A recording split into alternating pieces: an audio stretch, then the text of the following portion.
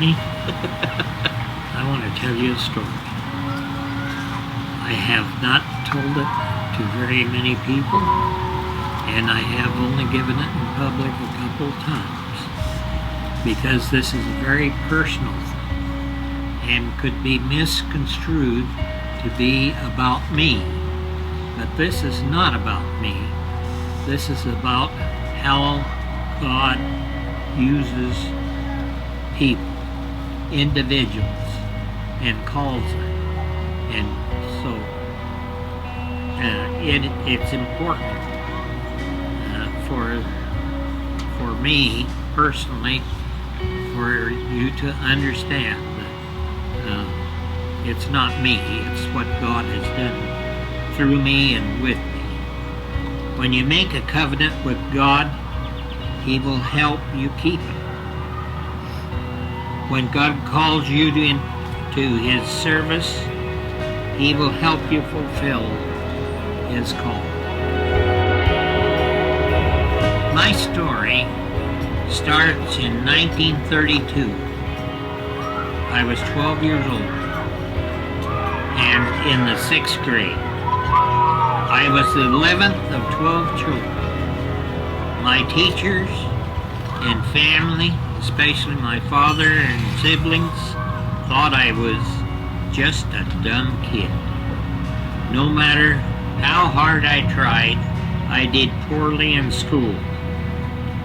The winter season had arrived. I was discouraged, shuffling home along the gravel road, looking up and challenged. If there is a God up there, if you exist, make it snow 24 inches tonight. If you do this, I will preach for you. I was puzzled. Where had those thoughts come from? Although we celebrated the Christmas holiday, we never talked about the meaning of Christmas. No mention was ever made about the birth of Jesus. The morning after verbalizing this challenge to God, I woke up, clambered to the window. Snow. The ground was covered in snow. I ran downstairs, grabbed my mother's yardstick, and headed for the driveway. I thrust the yardstick into the depths of the white powder. Lo and behold, the snow level was 24 inches, 2 whole feet. Did I think about my promise? Not that day and not for many years. When I was 16 years old, I dropped out of school and left home. I worked in the stockyards during the day and the shipyards at night. When I turned 17, World War II was in full swing. I asked my mother to sign the necessary papers that allowed me to enlist in the U.S. Navy. As it happened, I was sworn in on June 6, 1944, D-Day. I served 2 years as an aviation mechanic on the island of Guam. I worked hard and was promoted to the level of first-class petty officer.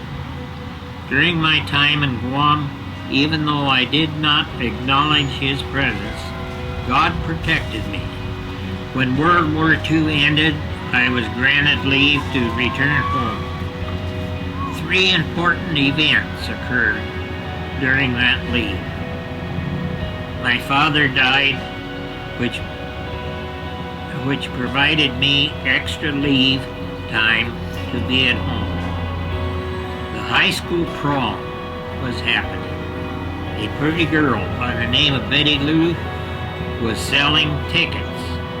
She was a Christian, and she was not at all interested in me.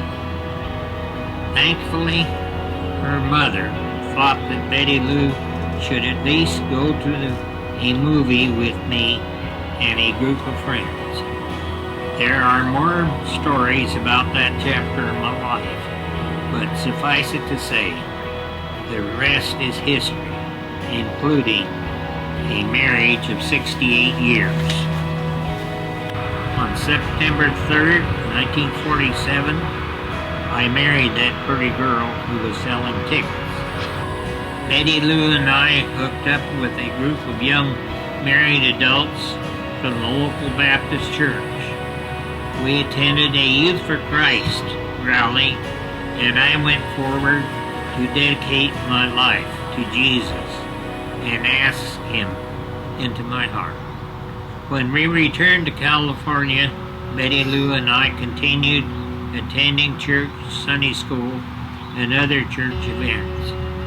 In 1948, the military was requesting that certain enlistees resign and accept an honorable discharge. I submitted my resignation, and Betty Lou and I returned to Battleground, Washington area. When I saw an ad for firefighters for the city of Vancouver, I applied. I was hired and began my career with the Vancouver Fire Department on January the 1st, 1950. My career with the Vancouver Fire Department went well. I was eventually promoted to lieutenant and the position of fire inspector for the city of Vancouver.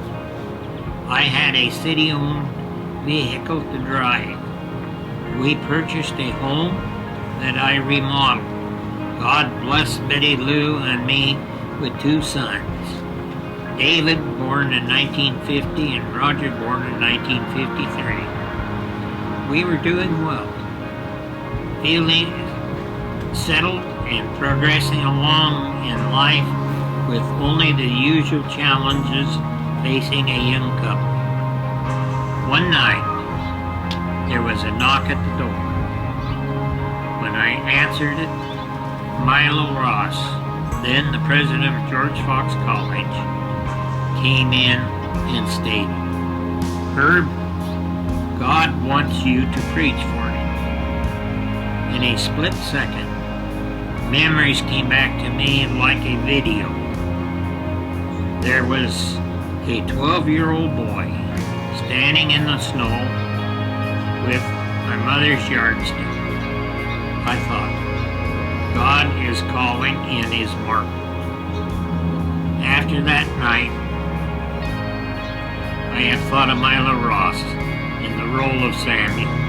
Just as Samuel anointed, admonished God's chosen to heed God's timing, so Milo Ross reminded me of the agreement I had made with God 16 years earlier.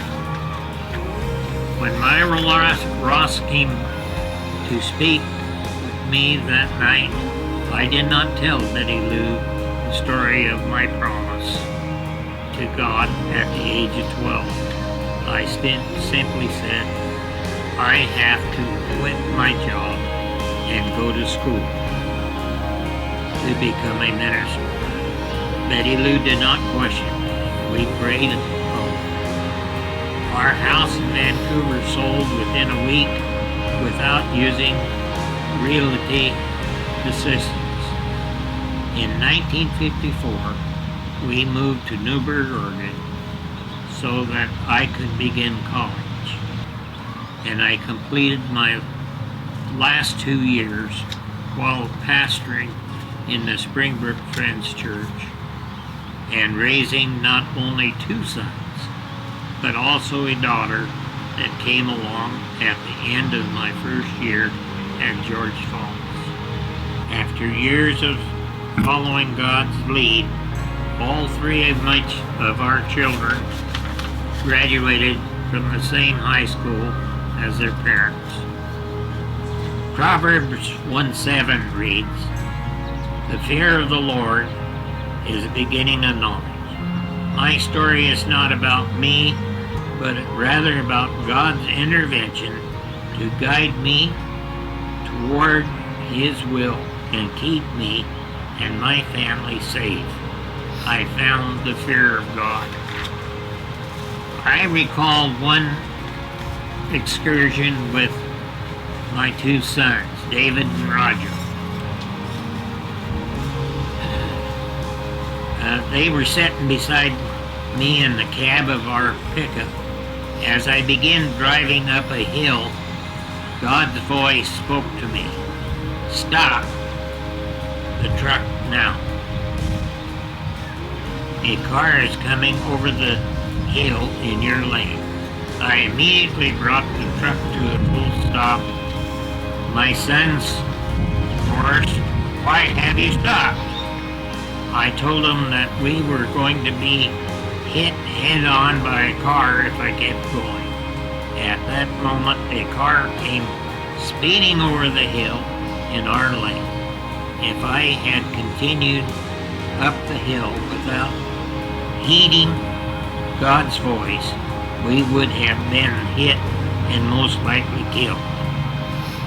There are many more accounts of God's guidance and provision of people at just the right time.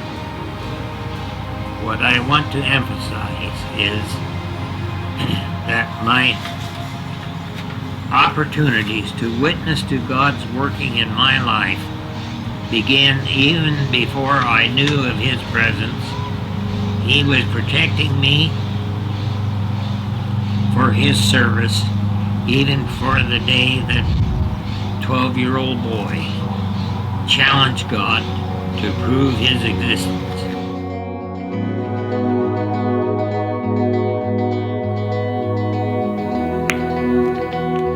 There's a poem I'd like to finish with by George Matheson. O love that will not let me go, I rest my weary soul in Thee. I give You back this life I owe, and in Your ocean depths its flow may richer, fuller be. And that's a thumbnail sketch of my life. The Lord has blessed.